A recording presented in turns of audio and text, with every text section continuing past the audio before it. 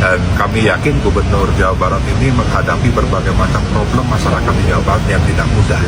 Sehingga kolaborasi penting dilakukan, termasuk PD Perjuangan. Walaupun PD Perjuangan tidak mengusung Pak KDM dalam pemilihan gubernur yang lalu, tapi kami sepakat. Kita akan kawal bersama-sama visi Jabar Istimewa Lembur Lurus Kota Ditata. Apa komentar Pak Ahok tentang ini? Kayaknya saya lihat ada sebuah tren di mana kepala daerah kita lihat kayak misalnya yang saya muncul di FYP saya itu wakil wali kota di Surabaya misalnya, atau enggak KDM gitu misalnya, yang aktivitas sehari-harinya itu tuh diliput supaya orang bisa ngelihat itu ngapain. Apakah itu di-encourage atau kayak gimana? Saya nggak tahu ya, mungkin karena memang zamannya medsos ya, jadi orang lebih gampang itu untuk menyampaikan sesuatu. Kalau waktu zaman saya dulu, itu eksiden. Gara-gara ada demo, kerekam masuk ke YouTube, orang minta masuk terus. Nah yang saya lakukan itu justru adalah maksa saya rekam. Karena ini public office, waktu rapat itu yang di-upload. Supaya rakyat tahu. Yang harus dilakukan buat saya, yang menguntungkan rakyat itu, ya semua putusan Anda waktu rapat, dirapin. Untuk publik dong, tidak ada untuk kepentingan konglomerat A, konglomerat B membuat keputusan. Itu harus diupload. Teman-teman, selamat datang kembali di channel ini. Apa yang disampaikan oleh Pak Ahok tadi memberikan satu pengetahuan baru bagi kita. Ya, bagaimana menjadi seorang pemimpin yang baik. Ya, bagaimana menjadi seorang pejabat yang baik bagi rakyat.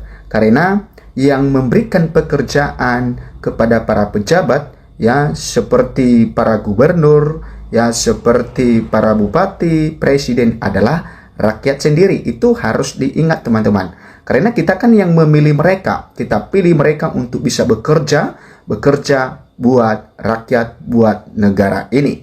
Nah, tentu yang memiliki kedaulatan penuh itu adalah rakyat sendiri. Yang memiliki, ya, owner, istilahnya owner dalam pekerjaan tersebut kalau misalnya dia di dalam perusahaan.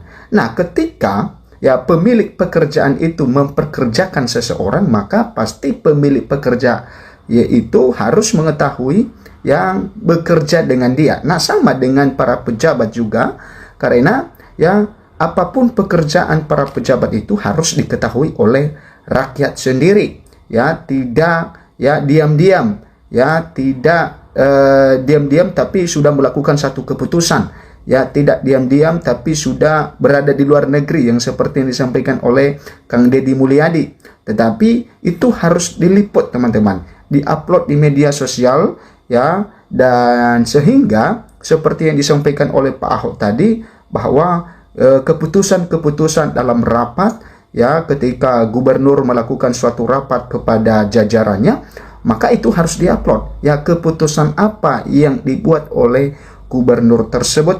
Karena itu harus diketahui oleh masyarakat. Jangan diam-diam. Karena itu sangat berbahaya kalau diam-diam tidak diketahui masyarakat keputusan apa yang diputuskan oleh seorang gubernur. Karena itu akan mempengaruhi kehidupan masyarakat sendiri. Keputusan seorang pemimpin itu sangat mempengaruhi, ya,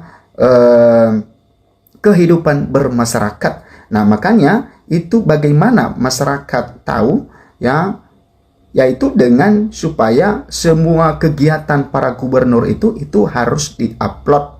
Ya, bukan dalam arti mencari sensasi, mencari supaya viral, tetapi memang itulah pekerjaan, itulah yang dimaksud. Ya, seperti tadi, ya, belanjanya seperti apa. Nah, itu adalah suatu transparan sehingga ya masyarakat itu bisa mengetahui ini, ya, sudah, ya, pemerintah sudah menganggarkan dana sebesar ini di dalam bulan ini dan apa saja yang dibeli. Nah, itu adalah suatu transparan. Ini sangat baik sekali.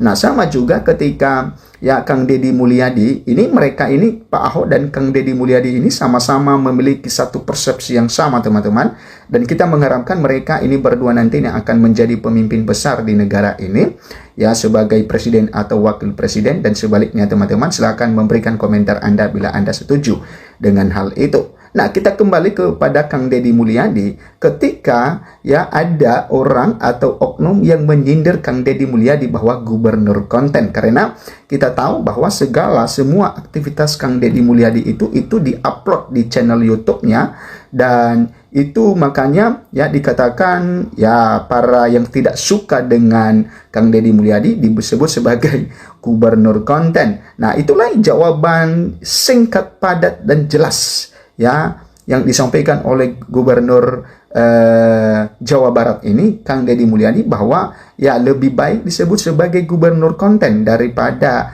ya diam-diam ya jadi gubernur tidur, diam-diam jadi ya tahu-tahu sudah di luar negeri. Nah, ya, apalagi ya kalau disebut sebagai gubernur diam-diam ya kita tidak tahu-tahu masa jabatannya sudah selesai, terus kita lihat apa kontribusi dan pekerjaannya ternyata kosong. Nah, itu yang disampaikan oleh Kang Deddy Mulyadi, lebih baik ya disebut sebagai gubernur konten ya, dan itu disaksikan oleh seluruh rakyat Jawa Barat misalnya dan seluruh rakyat Indonesia ya apa pekerjaan seorang gubernur, sehingga ini menjadi ya bagian masyarakat juga berperan aktif untuk melihat dan juga menyaksikan atau ya mengawal ya bagaimana kebijakan-kebijakan para gubernur seperti Deddy Mulyadi ini, karena selalu diupload kegiatannya seperti apa ya, baik yang baik yang tidak ya, ketika dia marah-marah pun